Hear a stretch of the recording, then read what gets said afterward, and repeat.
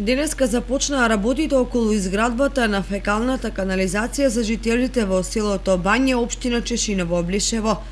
На стартот на ископот на каналската мрежа присуствуваа директорот на платежната агенција Никол Чебабовски и градоначалникот Горанчо Крстев, кој практично извршија увид во динамиката со која се одвиваат работите.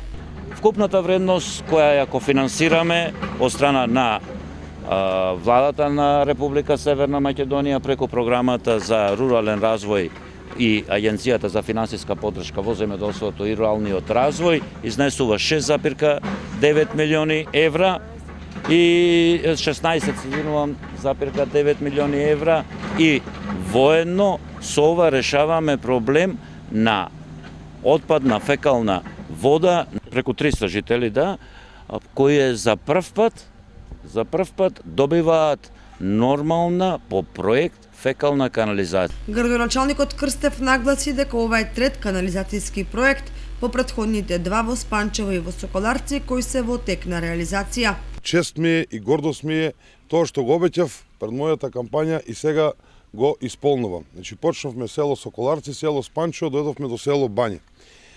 Така да што од големо значење е ова фекална канализација за граѓаните на село Бање.